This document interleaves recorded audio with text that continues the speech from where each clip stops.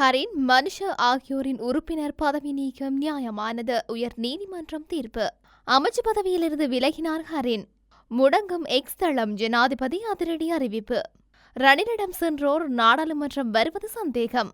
எரிபொருளின் விலையில் மாற்றம். தேர்தல் சட்டத்தை மீறும் அரசு நிறுவனங்களை கண்காணிக்க விசேட குழு. மனசுவிற்கு வந்த தொலைபேசி. அமைச்சிலிருந்து கலக்கத்துடன் வெளியேறினார். உயர்நீதிமன்றத்தினால் வழங்கப்பட்ட தீர்ப்புக்கு அமைய வெற்றிடமாகியுள்ள ஐக்கிய மக்கள் சக்தியின் காலி மாவட்ட நாடாளுமன்ற உறுப்பினர் பதவிக்கு பந்துலலால் பண்டாரிகொடவின் பெயரை தேர்தல் ஆணைக்குழுவிற்கு பரிந்துரை செய்ய எதிர்பார்த்துள்ளதாக அந்த கட்சியின் பொதுச் செயலாளர் ரஞ்சித் மத்தும பண்டார தெரிவிக்கின்றார். வெற்றிடமாகியுள்ள தேசிய பட்டியல் நாடாளுமன்ற உறுப்பினர் பதவி தொடர்பில் கட்சியின் உயர்பீடம் கூடி கலந்துரையாடல்களை நடத்தி தீர்மானிக்கும் எனவும் அவர் கூறுகின்றார். அரசாங்கத்திற்கு ஆதரவளித்த அமைச்சர்களான ஹரின் பெர்னாண்டோ மற்றும் மனுச நாணயக்கார ஆகியோரே கட்சி உறுப்புரிமையில் இருந்து நீக்குவதற்கு ஐக்கிய மக்கள் சக்தி மேற்கொண்ட தீர்மானம் சட்ட ரீதியானது என உயர் நீதிமன்றம் தீர்ப்பளித்துள்ளது. இந்த நிலையிலேயே ஐக்கிய மக்கள் சக்தியின் 2 நாடாளுமன்ற உறுப்பினர் பதவிகள் வெற்றிடமாகியுள்ளன. மனுச நாணயக்கார தேர்தலில் போட்டியிட்டு பாராளுமன்றத்திற்கு தெரிவானதுடன் ஹரின் பெர்னாண்டோ தேசிய பட்டியல் ஊடாக நாடாளுமன்ற உறுப்புரிமையை பெற்றுக் கொண்டிருந்தார். இதேவேளை ஐக்கிய மக்கள் சக்தியின் தவிசாளர் பதவியை பீல்ட் மார்ஷல் சரத் பொன்சேகா ராஜினாமா செய்துள்ளார். 2024ஆம் ஆண்டு ஜனாதிபதி தேர்தலில் போட்டியிடுகின்ற நிலையிலேயே சரத் பொன்சேகா இந்த தீர்மானத்தை எடுத்துள்ளதாக அறிய முடிகின்றது.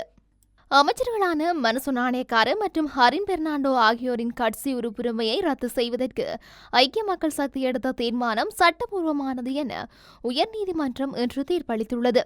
இன்றும் முதுகெலும்பை நிமிர்த்தி பெருமையுடன் நடக்க முடிகின்றது. என்னை நம்பினேன். அந்த ரிஸ்கை தெரிந்துதான் முடிவெடுத்தேன். நாட்டின் பிரச்சனையை என் பக்கம் இருந்து தீர்க்க என்னால் முடிந்ததை செய்யவே நான் சென்றேன். நான் தான் சொன்னேன். சிர்ஃபைல் அந்த கதைகளை நானே உருவாக்கினேன். நீதிமன்றத்திற்கு நான் எதிர்கருத்து தெரிவிக்க மாட்டேன். தீர்ப்பினை ஏற்றுக்கொள்கின்றேன் என்றார். அத்துடன் சுற்றுலா காணி, விளையாட்டு மற்றும் இளைஞர் விவகார அமைச்சு பதவியை ஹரின் பெர்னாண்டோ ராஜினாமா செய்துள்ளார். ஐக்கிய மக்கள் சக்தியின் உறுப்புரிமையை கட்சி நீக்கியமை சட்டத்திற்குட்பட்டது என உயர்நீதிமன்றம் வழங்கிய தீர்ப்பை அடுத்து ஹரின் பெர்னாண்டோ இந்த தீர்மானத்தை எடுத்துள்ளார். இதேவேளை தேசிய பட்டியலூடாக ஹரின் பெர்னாண்டோ நாடாளுமன்ற உறுப்புரிமையை பெற்றுக் கொண்டார். இந்த நிலையில் வெற்றிடமான ஐக்கிய மக்கள் சக்தியின் நாடாளுமன்ற உறுப்பினர் பதவிக்கு ஹிருணிகா பிரேமச்சந்திரவை நியமிக்குமாறு கட்சிக்குள் கோரிக்கை முன்வைக்கப்பட்டுள்ளதாக அறிய முடிகின்றது. எனினும் தேசிய பட்டியலூடாக நாடாளுமன்ற உறுப்பினர் பதவிக்கு யாரை நியமிப்பது என்பது தொடர்பில் இதுவரை இறுதி தீர்மானம் எட்டப்படவில்லை. வெனிசுவேலாவில் சர்ச்சைக்குரிய தேர்தல் தொடர்பாக பல சர்ச்சைகள் எழுந்த நிலையில் அந்த நாட்டு ஜனாதிபதி நிக்கோலஸ் மதுரோ 10 நாட்களுக்கு எக்ஸ் தளத்தை முடக்க அறிவித்துள்ளார். எக்ஸ் தள உரிமையாளர் எலான் மஸ்க் வெறுப்பு மற்றும் பாசிசவாதத்தை தூண்டுகின்றார் என்றும் குற்றம் சாட்டிய மதுரோ வெனிசுவேலாவின் தேசிய தொலைத்தொடர்பு ஆணைக்குழு முன்பு ட்விட்டர் என்று அழைக்கப்பட்ட எக்ஸ் தள சமூக ஊடகத்தை 10 நாட்களுக்கு முடக்குவதற்கு எடுத்த தீர்மானத்திற்கு நான் கையெழுத்திட்டுள்ளேன் என தெரிவித்துள்ளார். ஜனாதிபதி ரணில் விக்ரமசிங்க பக்கம் சென்றுள்ளவர்கள் அடுத்த முறை நாடாளுமன்றத்துக்கு தெரிவாகுவது கூட சந்தேகமாக உள்ளது. இவர்களுக்கு அங்கும் இடமில்லை, இங்கும் இடமில்லை என பொதுஜன பெரமுனவின் நாடாளுமன்ற உறுப்பினர் திஸ்ஸ குட்டியராஜ் தெரிவித்துள்ளார். போராட்டத்தின் போது நாட்டு மக்கள் இளம் தலைவரை கோரினார்கள். ஆகவே ஜனாதிபதி வேட்பாளராக நாமல் ராஜபக்சவை நாங்கள் களமிறக்கியுள்ளோம். இந்த நாட்டை இளைஞர்களிடம் ஒப்படைக்க வேண்டும் என்பதில் நாங்கள் உறுதியாக இருக்கின்றோம். ஜனாதிபதி வேட்பாளர் நாமல் ராஜபக்ச திறமையானவர் என்பதை நாட்டு மக்களுக்கு நன்கு அறிவார்கள். ஜனாதிபதி ரணில் விக்ரமசிங்க பக்கம் சென்றுள்ள பொதுஜன பெரமுனவின் உறுப்பினர்கள் இன்று கட்சிக்கு எதிராகவும் கட்சியின் தலைவர் மஹிந்த ராஜபக்சவுக்கு எதிராகவும் கருத்து தெரிவிக்கின்றார்கள். இவர்கள் அடுத்த நாடாளுமன்றக்கு தெரிவாகுவது கூட சந்தேகமாக உள்ளது. ஜனாதிபதி பக்கம் சென்றுள்ளவர்களுக்கு அங்கும் இடமில்லை, இனி இங்கும் இடமில்லை. சந்தர்ப்பவாத அரசியலில் ஈடுபடுபவர்களை நெருக்கடியான தருணங்கள் வெளிப்படுத்தும் வெற்றி பெறும் சிறந்த வேட்பாளரை நாங்கள் களமிறக்கியுள்ளோம். ஜனாதிபதி பக்கம் சென்றுள்ளவர்கள் பொறுமையாக இருக்க கற்றுக்கொள்ள வேண்டும். அரசியல் பொறுமையை இவர்கள் முன்னாள் ஜனாதிபதி மஹிந்த ராஜபக்ச மற்றும் தற்போதைய ஜனாதிபதி ரணில் விக்ரமசிங்க ஆகியோரிடமிருந்து கற்றுக்கொள்ள வேண்டும் என்றார். செப்டம்பர் 21ஆம் தேதி நடைபெறவுள்ள ஜனாதிபதி தேர்தல் வரை இலங்கையில் எரிபொருள் மற்றும் எரிவாயு விலையில் மாற்றம் ஏற்பட வாய்ப்பில்லை என அரசு வட்டார தகவல்கள் தெரிவித்துள்ளன.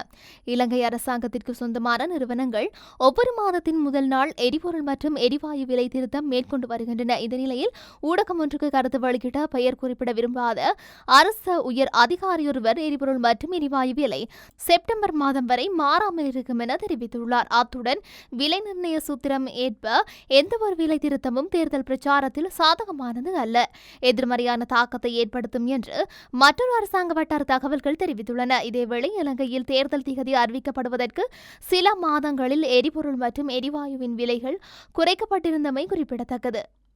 தேர்தல் சட்டமூலத்தை மீறும் அரசு நிறுவனங்கள் தொடர்பில் விசாரணை நடத்த விசேட அதிகாரிகள் குழுவை அனுப்ப நடவடிக்கை எடுக்கப்படும் என தேசிய தேர்தல் ஆணைக்குழு தெரிவித்துள்ளது.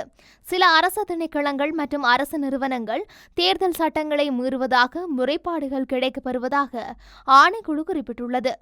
அவற்றை தடுக்க கொடுக்கப்பட்ட அறிவுறுத்தல்கள் நடைமுறைப்படுத்தப்படாவிட்டால் நிலைமையை ஆய்வு செய்து கட்டுப்படுத்த சம்பந்தப்பட்ட குழுக்கள் அனுப்பப்படும் என தேர்தல்கள் ஆணைக்குழு தெரிவித்துள்ளது. கட்சி உறுப்புரிமையை இழந்து ஐக்கிய மக்கள் சக்தி வெற்றி பெற்றுள்ளதாகவும் இனி அமைச்சராக பணியாற்றப் போவதில்லை எனவும் வெளிநாட்டு வேலைவாய்ப்பு அமைச்சர் மனசு நாணயக்கார தெரிவித்துள்ளார். இஸ்ரேலில் பணிக்கு அனுப்பப்படும் இளைஞர்கள் குழு ஒன்றுடன் கலந்துரையாடிய போது தமக்கு தொலைபேசி மூலம் கிடைத்த செய்தி தொடர்பில் இளைஞர்களுக்கு தெரிவிக்கும் போதே அவர் இவ்வாறு தெரிவித்தார். இச்செய்தியின் போது இளைஞர்கள் மத்தியில் உரையாற்றிய அவர் கடந்த காலத்தில் நிறுத்தப்பட்ட இஸ்ரேலிய விவசாய துறையில் வேலைவாய்ப்பு ஒதுக்கீடு மீண்டும் அதிகரித்து வருவதாக கூறினார். அமைச்சர் பதவி பறிபோனதால் அந்த வேலைகள் என்னவாகும் என்ற இளைஞர்களின் கேள்விக்கு பதிலளித்த அவர் இதுகுறித்து தனக்கு தெரியாது என்றும் இது தொடர்பாக இஸ்ரேல் என்ன நடவடிக்கை எடுக்கும் என்றும் கூற முடியாது என்று கூறினார்.